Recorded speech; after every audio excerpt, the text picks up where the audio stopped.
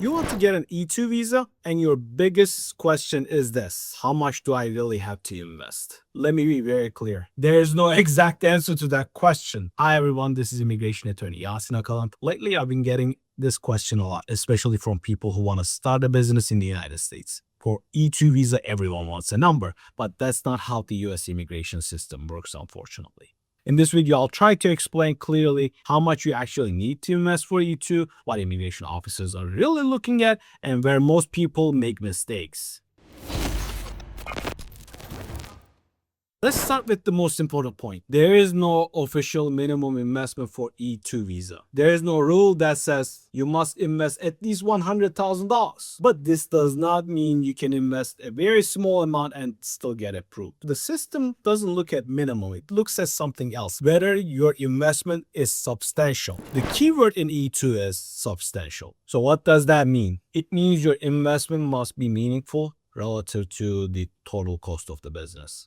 Let's say if a business costs, let's say $200,000 and you invest $50,000, that's usually not enough, right? You can tell, obviously. But if the business costs like $60,000 and you invested $50,000, that can be a strong case depending on your circumstances. So it's not just about the number, it's about the ratio. Let's talk about practical numbers. From what we see in real cases, and let me say this clearly, these are just rough estimates, not the rule. So service-based businesses, 80,000 to 120,000 might be good. E-commerce, small retail might be 100 to 150. Again, depends on your circumstances. What kind of restaurant franchise it is, 150,000 to 300,000 plus might be good. Larger businesses like hotels, etc., will of course need much higher investment. But here's the key point. These are not the rules, just references. What really matters is this: does your investment make sense for the specific business? And this is how I usually explain it to people. If the E-2 visa didn't exist, would you still do this business? Would you actually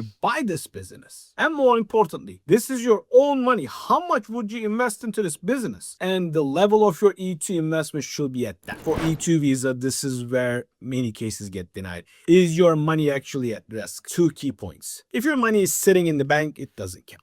If you say, I'll invest after approval, that doesn't count. USCIS wants to see, have you actually spent the money on the business? Let me give you a couple examples. These deposits, equipment, franchise fees, inventory, website design, website and software, the money must already be committed. And yes, you must be willing to lose it. Immigration officers apply something called the proportionality test. The logic is actually quite simple. A small business, high investment ratio. A larger business, lower ratio might be a little more acceptable. So, example, let's say $50,000 investment in a $60,000 business, that's wrong. $150,000 investment in a $3 million business, obviously it's too weak, right? They also look at, will this business generate real income? Or is it just supporting you and your family? Or will it grow and create jobs? Because E-2 does not allow marginal businesses, that's important. Will it create jobs? Let me give you the most common mistakes we see trying to do a minimum investment. E-2 does not work like that. Minimum thinking is risky.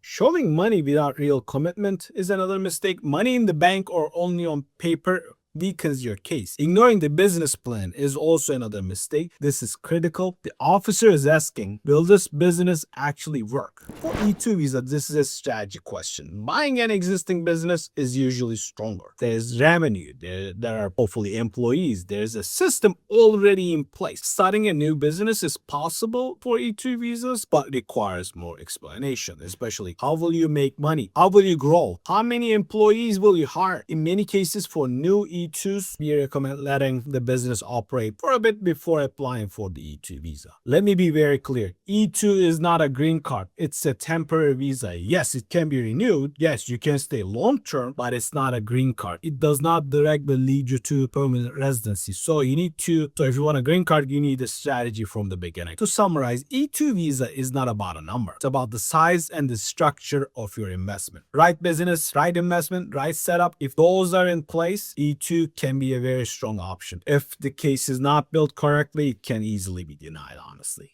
If you're considering E-2 visa and you're not sure whether your investment will qualify, feel free to reach out to us. And if you found this video helpful, don't forget to like, share, and subscribe. Thank you so much for watching. I'll see you in the next video.